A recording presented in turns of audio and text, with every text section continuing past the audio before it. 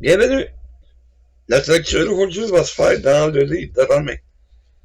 Le livre de Romains au chapitre 13, le verset 10. Romains 13, partie du verset 10. L'amour ne fait point de mal au prochain. L'amour est donc l'accomplissement de la loi. Cela importe, d'autant plus que vous savez en quel jour nous sommes, en quel temps nous sommes. C'est l'heure de vous réveiller, enfin du sommeil, car maintenant le salut est plus près de nous que lorsque nous avons cru. La nuit est avancée, le jour approche. Dépouillons-nous donc des œuvres des ténèbres et revêtons les armes de la lumière. L'apôtre Paul écrit à l'église des Romains, l'église de Rome, si j'aimais mieux, pour les avertir de se réveiller. C'est une église qui était en train de s'endormir et l'apôtre Paul a essayé de les réveiller. Parce que si l'apôtre Paul pouvait nous écrire aujourd'hui, il le fait par l'entremise de la Bible, mais s'il pouvait nous écrire une lettre personnelle, l'envoyer à l'église de Béthanie, un exemple, et qui nous donnait le même avertissement. Réveillez-vous. On va voir de quelle manière le diable va nous endormir. De quelle manière il va s'y prendre pour arrêter l'Église, pour empêcher l'Église de travailler dans l'œuvre de Dieu comme elle est censée de le faire. Et c'est ce qu'on va voir à travers le message d'aujourd'hui. Il nous dit dans 1 Thessaloniciens 5, à partir du verset 6. Voyons ce que l'apôtre Paul nous apprend. Parce qu'il ne faut pas oublier que Jésus revient bientôt. On a beau le prêcher, l'enseigner, essayer de réveiller le monde, mais ils vivent comme si il nous restait encore plein d'années. On a le temps de se préparer pour travailler pour Dieu. Non, chaque minute, chaque seconde va compter. Et c'est sur nous que Dieu compte. Et regardez bien ce qu'il dit dans 1 Thessaloniciens 5, partie du verset 4. Mais vous, frères, vous n'êtes pas dans les ténèbres pour que ce jour vous surprenne comme un voleur. C'est ça, être réveillé. On ne se fera pas surprendre. Parce qu'à n'importe quel moment, on est rendu là, n'importe quel moment Jésus peut venir. Il va venir chercher son Église. Mais nous devons être prêts. Nous devons travailler comme si c'était les derniers instants. Parce qu'on ne sait pas quand est-ce que Dieu va envoyer son Fils chercher sa bien-aimée, sa fiancée, celle qui va devenir son épouse dans le futur. Alors, il faut être prêt. Il nous dit au verset 5, « Mais vous êtes tous des enfants de la lumière et des enfants du jour. Nous ne sommes point de la nuit ni des ténèbres. Ne dormons donc point comme les autres, mais veillons et soyons sobres. Car ceux qui dorment la nuit, et ceux qui s'enivrent la nuit. Mais nous qui sommes du jour, soyons sobres, ayant revêtu la cuirasse de la foi et de la charité, et ayant pour casque l'espérance du salut. » Et soyons sobres. Et venez pas me faire croire que l'apôtre Paul ne parle pas de la boisson. C'est clair. Il parle de ceux qui s'enivrent. Ils s'enivrent la nuit. Nous, on est du jour. On n'est pas dans les ténèbres. On n'est pas dans les ténèbres de la nuit. À prendre un coup, à s'enivrer. Il y en a trop de pasteurs, puis de prêcheurs, puis d'églises qui négligent ça. C'est pas si grave. Ben, Ouvrez vos Bibles, étudiez et vérifiez comment est-ce que Dieu est contre la boisson. Comment est-ce que Dieu est contre les ivrognes. Tu sais, être ivrogne, là, c'est pas de se saouler tous les jours, mais c'est d'avoir besoin de boisson à chaque jour. C'est ça, un ivrogne. Tu veux t'enivrer? Vas-y. Amuse-toi. Tiens pas compte des avertissements de Dieu. Pas grave, ça. C'est toi qui vas répondre à Dieu. Donc, les nombreuses armes que le diable va se servir. Il va se servir, premièrement, c'est sûr, de nos faiblesses. On a tous des faiblesses. Il n'y a pas un chrétien sur terre qui va penser qu'il est parfait, qu'il n'a pas de faiblesse. On a tous des faiblesses. Et le diable va se servir de ses faiblesses pour nous tenter et nous faire tomber. Et il vient pas me dire que, oh ben moi, je suis correct, je suis jamais tombé. Moi, je suis correct, je suis capable de faire face à la tentation. Ben c'est de même, là. Jésus, il n'aurait pas écrit, en enseignant la prière à ses disciples, ses apôtres, ne nous soumets pas à la tentation. Parce que on est faible. Et Dieu sait qu'on est faible. Mais on a besoin d'aller vers Dieu. On a besoin de montrer à Dieu nos faiblesses pour qu'il puisse nous aider à passer à travers. Il n'y en a pas de tentation que Dieu ne préparera pas le moyen d'en sortir. Mais il faut saisir le moyen. Je sais de quoi je parle. Moi aussi, je suis un homme pareil comme les autres. Puis c'est pas parce que t'es pasteur que t'as pas de faiblesse. Au contraire, t'en as autant que les autres. Mais il faut se battre. Il faut demander l'assistance de Dieu. Démontrer à Dieu comment est-ce que nous sommes faibles et que sans lui, on peut rien faire. Ça, c'est une des armes. Il va servir de la négligence. La négligence, exemple, dans la prière. Combien de personnes en sont rendues à oublier de prier même avant de manger? Oublier même avant de se coucher. Ils vont oublier de prier. L'apôtre Paul nous dit dans Timothée, priez en tout temps. Faites des supplications. Faites des prières. On fait des demandes spéciales. Quand j'écoute la TV, je prie pas. Quand je fais des loisirs, je ne prie pas. Quand j'étais au travail, par exemple, j'étais conducteur de chariot automoteur. OK?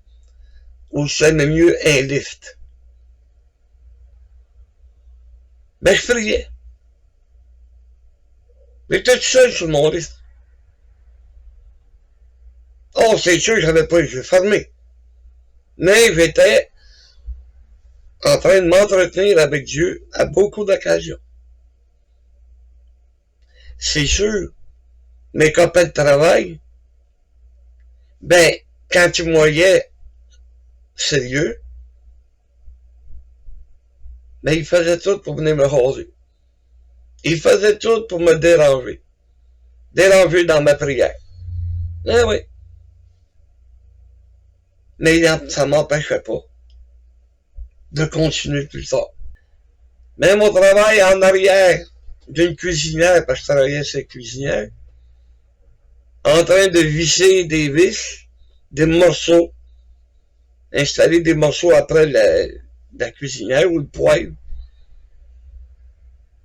Ça m'empêchait pas de prier Dieu. Même si j'avais pas les yeux fermés, je pouvais m'entretenir avec Dieu. Je pouvais penser à mes frères et sœurs qui avaient besoin d'aide. Mes frères et sœurs qui avaient levé leurs mains durant le culte et qui avaient demandé, j'ai une requête qui est spéciale. J'ai besoin de prière. Je m'empêcherais pas de prier pour eux autres. Il y a bien des occasions. Bon, mais là, je suis pas, moi, éteindre ma TV. Je te demande pas d'éteindre ta TV. Mais, qu'est-ce qui t'empêche de prier Dieu par la suite? Prier Dieu avant. Quand tu ouvres ta Bible, demande à Dieu de te guider, de t'aider, de t'expliquer, de t'enseigner par le Saint-Esprit. Il n'y a rien qui t'empêche de faire la prière, puis de demander l'aide de Dieu. Une autre arme que le diable se sert, c'est le chrétien qui néglige la Bible, néglige la parole de Dieu, néglige la lecture, néglige l'étude, néglige la méditation. C'est pas nécessaire que tu lises un chapitre au complet, là. Un seul verset. Mais médite-le. Qu'est-ce que le Seigneur veut me faire comprendre? Qu'est-ce que le Seigneur veut m'enseigner aujourd'hui? Ça, on peut le faire. Mais on néglige. Fait que Dieu ne peut pas nous rappeler comment c'est important de le servir. Comment c'est important si on veut recevoir des bénédictions. Quoi faire? De quelle manière se comporter? Si tu lis pas ta Bible, tu ne le sauras jamais. Oh, tu vois, c'est vrai que le pasteur va les prêcher. Il va nous prêcher qu'est-ce que c'est notre devoir, qu'est-ce qu'on devrait faire. Là, bien souvent, on sort du culte, on a oublié de ce qui est enseigné. Mais oui. On retourne chez nous, parce que ça rentre là, puis ça sortit là. On ne s'est pas arrêté. C'est pour ça que c'est important de lire la Bible. De ne pas négliger la lecture. Et il y en a qui m'ont dit, oui, mais j'aime pas lire. Ben, c'est pas dur. Commande à la maison biblique la Bible en cassette dans le temps. Ça doit être aujourd'hui sur CD, je ne sais pas. Mais tu vas pouvoir l'écouter. La parole de Dieu lue. Quelqu'un va lire la parole de Dieu à ta place. T'aimes pas ça lire, mais tu vas être capable d'entendre la parole de Dieu et méditer sur les versets que le Seigneur va te donner. Ensuite de ça, c'est parce qu'on est trop occupé par les choses du monde. Eh oui. Tout ce qui se passe dans le monde, ça nous intéresse. Qu'est-ce qu'il y a dans le monde, c'est des choses attirantes. Des choses qu'on n'aimerait posséder, des choses qu'on aimerait avoir. On est obligé de travailler très dur pour être capable de les obtenir bien souvent. Mais les choses du monde nous préoccupent. On est tellement occupé par les choses du monde qu'on néglige. Et le diable va nous attirer là. Il va nous amener là. Et une autre manière qui va se servir, c'est des chicanes qu'il peut y avoir dans les églises. Les chicanes, puis des chicanes, puis des chicanes. On peut rien faire. Ça arrive de même. Parce que les gens négligent. Ils négligent de faire ce que la parole de Dieu enseigne.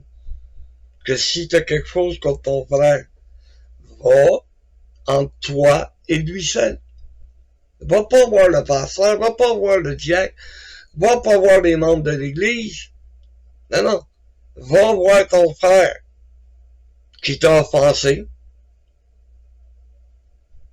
et règle le problème avec 2 ou 3 témoins.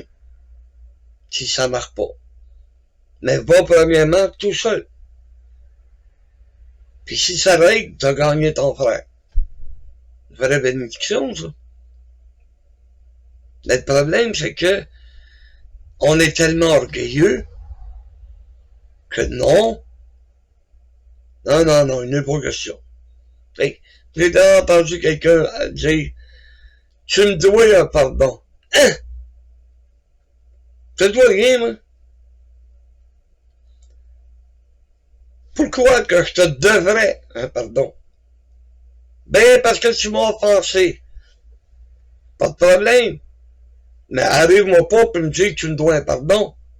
Viens me voir, puis montre-moi que tu as un cœur qui est brisé à cause du geste que j'ai posé. Peut-être de la parole que j'ai dite. Puis tu n'auras pas envie de me demander, tu me dois un pardon. Tu n'auras pas envie de me le dire. Je vais me sentir tellement mal que je vais tout faire pour me réconcilier. Je vais tout faire pour que il n'y ait pas de malentendu entre nous autres, parce que je t'aime. Point. Arrive-moi pas de même, là. Faut que tu sois prête. Il faut que moi aussi je sois prête. Parce que la Bible me dit, hey, pardonne, même s'il viendrait 7 fois dans la même journée, 77 fois dans la même journée, tu vas lui pardonner. C'est ça que la Bible m'enseigne. Là. Sinon, va avec 2 ou 3 témoins. Sinon, si ça ne marche pas encore, les 2 témoins vont amener la cause dans l'Église. En disant à l'Église ce qui s'est passé entre eux autres. Qu'ils ne veulent pas se réconcilier. Ben, un ne veut pas se réconcilier avec l'autre. Et si ça ne marche pas, ben, l'Église va prendre sanction. Ouais. L'Église va agir. Il n'est pas censé d'avoir de chicane. Mais comme dans une famille, dans une grande famille, il y a des fois que, la chicane éclate. On va-tu y en vouloir jusqu'à la fin de nos jours? Mais tu fasses ta prière, là. Comme Jésus dit, pardonne-nous nos offenses. Comme nous pardonnons à ceux qui nous ont offensés. Tu vas peut-être avoir de la misère à dire cette phrase-là, hein. Si tu l'as dit, tu ne seras pas sincère, parce que tu ne veux pas te réconcilier avec ton frère. On doit se réveiller, frères et sœurs. Parce que le monde est perdu. Il y a combien de milliers d'âmes qui vont en enfer? Combien qui vont en avoir de milliers ou de millions cette année? Tout ça parce que, excusez, les églises, c'est l'église. Tout ça parce que les églises, non. Tu sais, on a notre expression qui dit, tu dors au gaz, mon ami. Les églises donnent. Puis ils veulent pas se réveiller.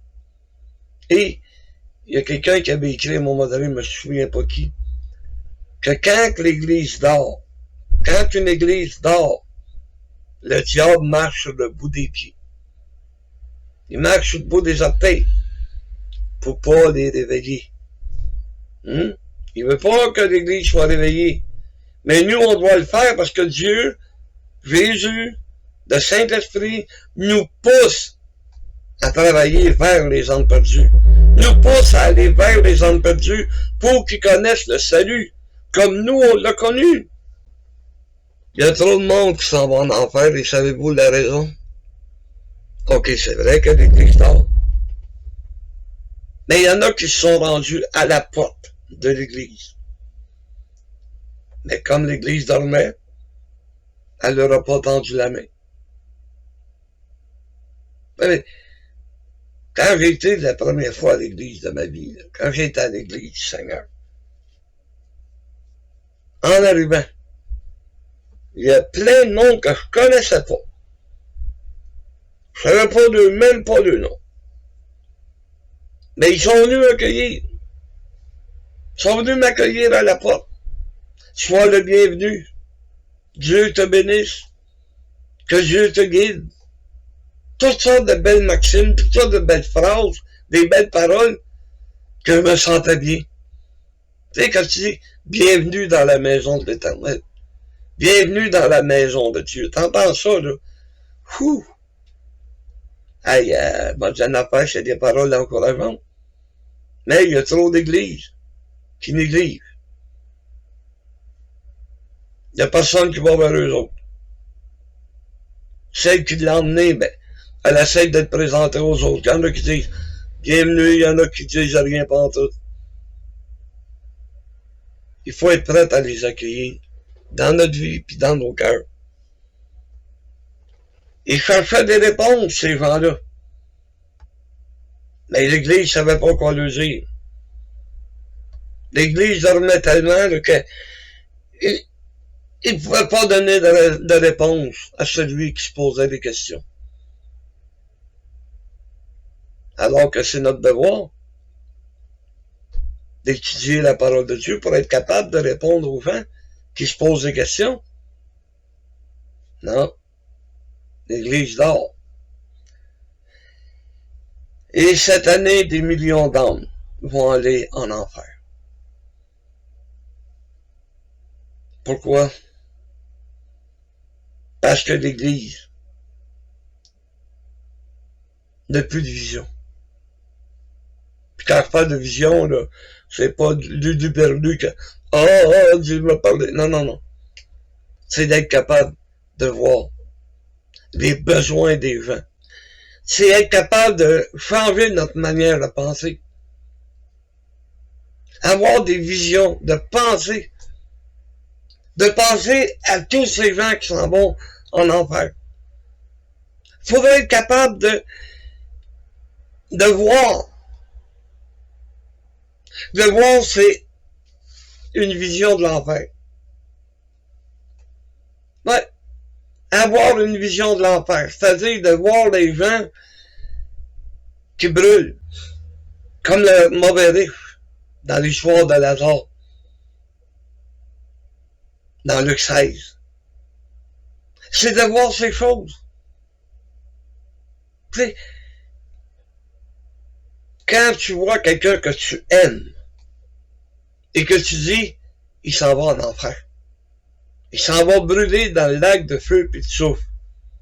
Ça te touche pas? Ça te dérange pas? Mais, je prie pour mes frères, ma soeur, mes amis, mes cousins, mes cousines, mes oncles, mes tantes. Et quand je pense à eux autres, là, j'imagine les souffrances qu'ils vont avoir à endurer. Vous savez de qu'est-ce qui est le plus dur? C'est de savoir qu'une personne n'est pas sauvée, qu'elle n'a jamais confessé Jésus comme son sauveur, mais que là, elle va mourir après avoir été malade. Après, tu sais, puis tout le monde dit, il a arrêté de souffrir. Pas vrai, il commence à souffrir. La souffrance du corps, c'est rien à comparer à la souffrance de l'âme qui va vivre à partir de l'instant qu'il va mourir. Mais on l'a plus, cette vision-là. C'est ça qui est plus dur de ne pas être capable. Mais, on a tous Facebook. La plupart, en tout cas. Puis on va voir Facebook, puis on envoie de ça. Il y en a un qui est mort. Bon, mais il a arrêté de souffrir. Pas vrai! Ces souffrances commencent aujourd'hui. Mais ça, on peut pas le dire. Parce que les gens, ils aimeront pas ça. Mais j'espère que tous ceux qui me suivent sur Facebook, ben, qui m'écoutent, et qui réalisent. Ton oncle que t'aimais tellement, là, qui est mort, là, mais qui était un ivrogne, un batteur de femmes, un batteur d'enfants, que vous avez toujours passé par-dessus, c'était ses enfants, voilà sa femme, qu'il était menteur.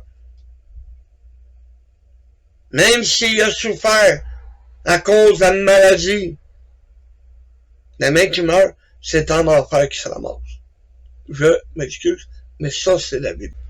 Si tu veux plus me parler, mais c'est ton problème, pas le mien. C'est d'avoir cette vision. C'est de voir et changer notre manière de penser. C'est d'avoir Jésus sur le mont du Calvaire, pendu sur une croix, cloué sur une croix, qui souffre pour chacun d'entre nous, qui souffre pour tous ceux qui sont perdus. Ça, c'est la vision qu'on devrait avoir. Comment est-ce que Jésus a souffert? T'sais, c'est pas rien qu'une petite couronne d'épines, puis d'avoir des trous dans les mains, puis dans les pieds, qu'on voit comme on voit crucifié. va écouter le film de Mel Gibson sur la vie de Jésus, puis tu vas voir que c'est différent. Des 3-4 gouttes qui coulent sur le bord des joues, là, puis dans le front, tu vois que c'est pas mal différent.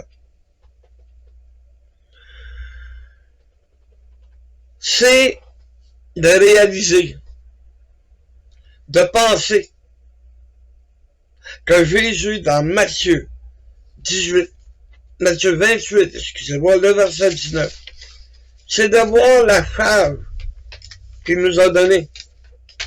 C'est de voir qu'est-ce qu'il veut qu'on soit prêt à faire.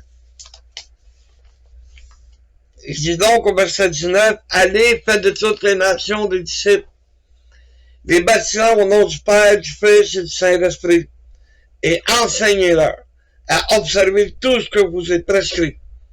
Et voici, je suis avec vous tous les jours jusqu'à la fin du monde. C'est d'avoir cette vision. La même vision que Jésus avait. De venir sur la terre pour sauver les hommes perdus. Et il nous demande à nous, aujourd'hui, d'aller vers eux autres. C'est une commission. Il nous a chargé de ce travail. Alors il est temps qu'on se réveille. Il est temps qu'on se réveille et qu'on aille vers les hommes perdus. Il est temps qu'on prie pour les hommes perdus. Il est temps qu'on travaille pour l'œuvre de Dieu. C'est le message que Dieu m'avait mis à cœur d'apporter. Que Dieu nous bénisse tous. Amen.